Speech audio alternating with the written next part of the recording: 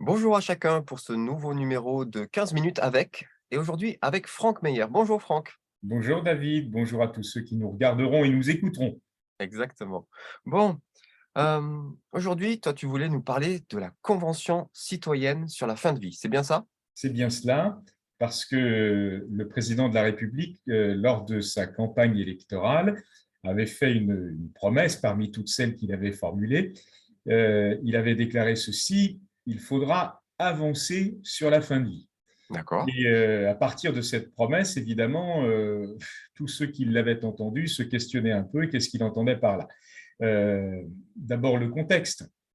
La loi française prévoit que, d'une part, on n'abandonne jamais un être humain dans sa fin de vie, on Mmh. l'accompagne jusqu'au bout, et notamment s'il y a des situations de souffrance importantes, qu'il puisse bénéficier de ce qu'on appelle des soins palliatifs.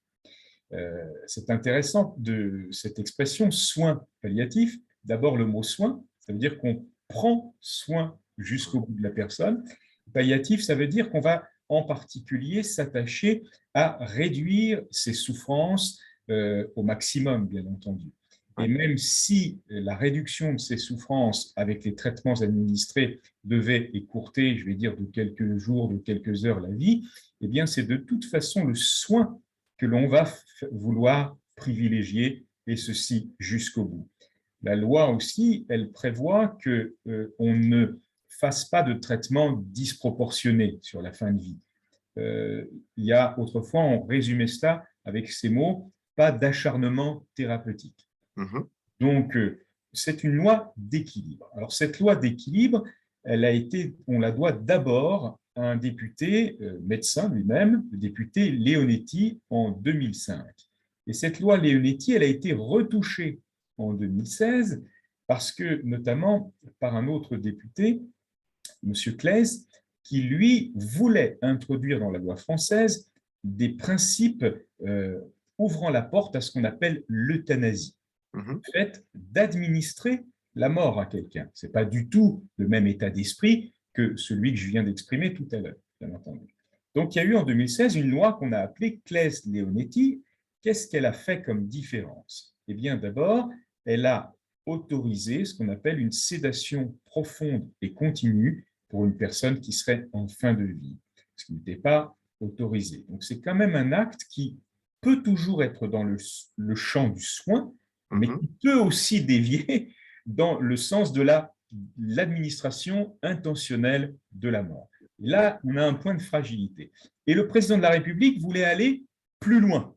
D'accord. C'était ses déclarations. Alors, évidemment, ça pose problème. D'abord, ça pose problème sur un point de vue éthique. Je voudrais, à ce propos, rappeler une petite citation que j'ai méditée, si je puis dire, il y a quelques jours, où j'ai ressorti un discours que l'on doit à Robert Badinter le 17 septembre 1981. Ça date un peu. Le sujet n'était pas la fin de vie au sens où on l'entend là maintenant dans notre discussion, c'était la question de la peine de mort. Oui. Est-ce qu'on maintient la peine de mort? Est-ce qu'on la maintient pas? Et voici ce que Robert Badinter avait déclaré dans son discours, j'en cite un extrait, donc devant l'Assemblée nationale. Pour ceux d'entre nous qui croient en Dieu, lui seul a le pouvoir de choisir l'heure de notre mort. Et ce fut pour lui un des arguments pour dire on n'a pas à administrer la mort. Et Mmh. il y a cela, je le rappelle, dans le contexte du débat sur la peine de mort. Oui. Donc, intéressant de se rappeler quand même de cette situation-là, c'est que finalement, lui seul, Dieu, a le pouvoir de choisir l'heure de notre mort. Quand on approche de la fin de sa vie, c'est toujours la vie. Et ça, c'est quelque chose qu'il ne faut pas oublier. Mmh. Et nous devons faire le choix de la vie, pas seulement nous en tant que chrétiens, mais nous en tant que citoyens de Ouais. manière générale. C'est ce choix-là qui est productif, si je puis dire, et qui est porteur de vivre ensemble, qui est porteur de qualité et de respect de la dignité humaine. Le Mmh. jour où une société fait le choix de la mort, elle se trompe de chemin. Ouais. Et à ce propos, autre citation, si je peux me permettre, c'est une citation de George Orwell, celui qui a écrit le livre d'anticipation 1984.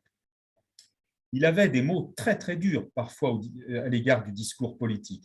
Et il déclare « Le langage politique est destiné à rendre vraisemblables les mensonges, respectables les meurtres ». Et c'est bien le sujet. Mmh. On craint aujourd'hui de très nombreuses associations, également la Société française de soins palliatifs, également les représentants des médecins et du monde de la santé, craignent tout simplement que le discours politique essaie de rendre acceptable ou respectable ce qui n'est qu'un meurtre. Parce que administrer la mort, alors évidemment, moi j'emploie le mot meurtre, je dis administrer la mort. Mais Mmh. quel est le langage politique utilisé? Eh bien, il est aussi étonnant, si je puis dire, puisque on nous parle, on nous dit il existe un chemin éthique pour une aide active à mourir.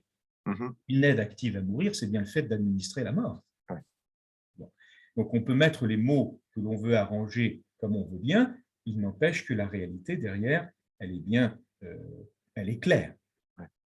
Et donc, pour aller dans le sens de notre sujet précisément, le président de la République voulant avancer sur la fin de vie, nous, au Comité protestant évangélique pour la dignité humaine, ce qu'on note, c'est qu'il veut surtout avancer sur la fin, Ouais. mais moins avancer sur la vie. Ouais. Et c'est ça qui nous inquiète. Mmh. Alors, côté méthode, il a décidé de réunir une convention citoyenne. Peut-être faut-il expliquer ce que c'est. Hein, c'est-à-dire 150 personnes tirées au sort qui vont devoir réfléchir pendant 3 mois aux questions qui leur sont posées. Est-ce que je peux me permettre une boutade? Oui, bien sûr. Est-ce qu'on peut se permettre de dire, si la convention citoyenne, sur, la fin de vie a le même impact que la convention citoyenne sur le climat, on risque pas grand-chose? Mais c'est bien dit, le parallèle est bien fait. C'est que le risque, et le risque politique pour le coup, de faire appel à une convention citoyenne, c'est d'en faire un simulacre de démocratie. C'est de dire, on vous donne la parole, mais au bout du compte, ce n'est pas vous les décideurs. Et c'est ça le hiatus qui existe entre la tension démocratique, qui existe entre ce qui va être affiché d'une part, c'est-à-dire le dialogue, Mmh. l'écoute, la réflexion, et ce qui sera fait d'autre part, c'est-à-dire la décision. Hein, qu'on se rappelle le grand débat, enfin, ça a été quelque chose d'incroyable en 2019. Partout en France, on a fait remonter des cahiers de doléances. Mmh. Qu'il en est resté. Qu'on se rappelle la consultation sur la bioéthique, par exemple. Les Français, dans leur grande majorité, je parle de ceux qui se sont exprimés, je ne parle pas de ceux qui ne participent pas, Mmh. mais on dit au gouvernement, ne modifiez pas les règles d'accès à la procréation médicalement assistée. Le gouvernement n'en a pas tenu compte. Mmh. Là, tu as parlé de la Convention citoyenne sur le climat. On a le sentiment parfois que les montagnes accouchent de souris, il faut quand même le dire. Mmh. Et là, c'est la crainte que tout le monde a, David. Oui, Ouais. avec raison. Et puis 150 personnes représentatives de la population française. Mais alors ça, pour le coup, c'est un sacré pari. Hein, d'autant qu'il y avait 6 critères de sélection qui avaient été retenus. D'abord le D'accord. sexe, ensuite il y avait l'âge, il fallait 6 tranches d'âge, hein, qui soient en plus proportionnelles à la pyramide des âges à partir de 18 ans, pyramide des âges de la France. Et après, il fallait un autre critère, le troisième, c'était les typologies d'aires urbaines. Il fallait qu'on ait des personnes qui soient à la fois dans des grandes villes, d'autres à la campagne, etc. Sur les régions d'origine aussi, c'était un 4e critère. Le niveau de diplôme, 5e, et la catégorie socio-professionnelle à la fin. Bon, très clairement, ce tirage au sort, il n'a pas été simple. Hein. Je peux dire qu'il a même été très compliqué parce que quand les personnes étaient tirées au sort, il fallait ensuite qu'elles acceptent pendant 3 mois de se rendre disponibles. Hein. C'est des rendez-vous le week-end, c'est 3 jours de travail, il faut consacrer son week-end. Voilà. Imagine que toi ou moi, nous soyons un papa seul avec des enfants, ou que quelqu'un soit une maman seule avec des enfants, tu la vois partir le week-end, tu nous vois partir le week-end pour travailler avec la Convention citoyenne et puis pouvoir s'occuper des enfants. Enfin, c'est pas possible. Bon. Et puis, on ne va pas pouvoir mettre dans cette Convention citoyenne une personne concernée par sa propre fin de vie. Oui. Hein, c'est pas possible. Elle est à l'hôpital, cette personne-là. On ne va pas l'amener dans le cercle de réflexion. Donc, on voit bien l'exercice a ses limites d'organisation. Ouais.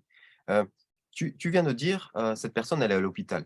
Est-ce que tu es bien sûr qu'elle est à l'hôpital? Parce que, tu vois, il y a 2 jours, moi, j'ai interviewé dans un autre cadre une jeune fille de 27-28 ans, en pleine forme, aujourd'hui, pétillante, qui avait des projets de vie et cetera, mais qui, a 2 ans, 10 ans, était en pleine dépression, en fin de vie, spirituelle et de l'âme. Et puis, elle avait pris rendez-vous en Suisse pour aller s'euthanasier. Et puis quand elle est allée voir un psychiatre français, parce qu'elle a essayé de se donner une dernière chance, bah, le psychiatre lui a dit: «Beh oui, vu votre état, je peux vous donner des médicaments, mais ça va pas vraiment arranger les choses, ça va juste vous rendre un légume». Et puis heureusement, elle a décidé de se donner encore une dernière chance et elle a contacté une association, chrétienne en Alsace, qui l'a orientée vers une psy chrétienne et qui lui a apporté, ce dont elle avait besoin, c'est-à-dire apprendre à écouter son cœur et redécouvrir l'espoir et la grâce, au travers de Jésus. Et aujourd'hui, c'est une fille, qui a une vie géniale. Mais il y a 2 ans, elle aurait pu rajouter, son nom à la longue liste de personnes qui ont, eu une fin de vie prématurée. Mais c'est un très bel exemple, David, que tu apportes. Je trouve ça formidable d'ailleurs de l'apporter.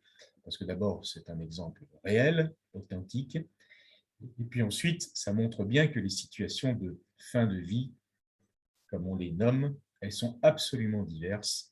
Et parfois, on ne met pas derrière ces mots-là la même chose. Mmh. L'exemple que tu donnes montre que voilà une personne qui s'estimait en fin de vie parce qu'elle n'avait plus d'espérance pour vivre. Oui. Or, une des caractéristiques de la vie, c'est l'appétence, l'appétit de vivre. Et cette appétence-là, elle peut être nourrie par la foi, par l'espérance en Dieu, elle peut être nourrie aussi par la solidarité, par la fraternité, par le réseau d'amis, la Mmh. famille, l'attention qu'on se porte les uns aux autres. Quand la Bible nous dit « aimez-vous les uns les autres », c'est bien parce que ça fait partie de l'exigence de vie, ça fait partie de la nécessité de vie. Et Mmh. ça, c'est formidable. Alors, l'exemple que tu viens de donner me fait penser à une situation d'euthanasie qui a eu lieu en Belgique en 2022, où effectivement, une jeune qui avait été victime collatérale d'un attentat à Bruxelles, 4 ans après cet attentat, désespérant toujours de vivre, elle n'avait pas le moral, elle était abattue psychologiquement, etc. Et elle a décidé de faire appel de recourir à un suicide assisté. Et, Mmh. et là, on ne peut que se désoler que la loi belge autorise cela. Mmh. J'espère que demain, la loi française ne l'autorisera pas.